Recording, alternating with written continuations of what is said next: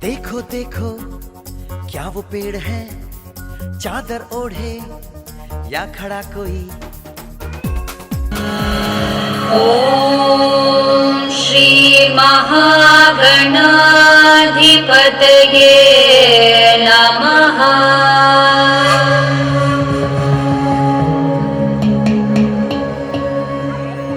विकटोत्कट सुंदर तंतिमुखं भुजगेन्द्र सुसर्पगदाभरणं गजनील गजेन्द्र गणाधिपतिं प्रणतोऽस्मि विनायक हस्तिमुखम्।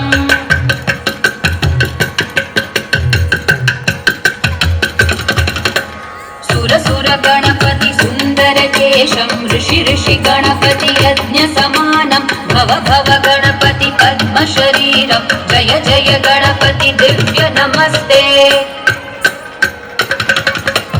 गजमुख वक्त्रं गिरिजापुत्रं गणगुणमित्रं गणपतिमीशप्रियं गणपतिमीशप्रियं गणपतिमीशप्रियम्। करधृतपरशुं कङ्कणपाणिं कबलितपद्मरुचिं सुरपतिवन्द्यं सुन्दरनृत्यं सुरचितमणिमकुटम्। प्रणमत देहं प्रकटिततालं षड्गिरितालमिदं तत्तत् षड्गिरितालमिदं तत्तत् षड्गिरितालमिदम्।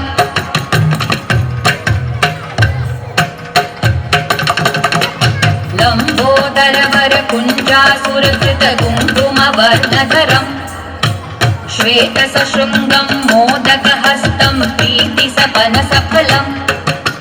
नयनत्रयवरनागविभूषित नाना गणपतिदं तत्तत् नयनत्रयवरनागविभूषित नाना गणपतिदं तत्तत् नाना गणपतिदं तत्तत् नाना गणपतिदम्।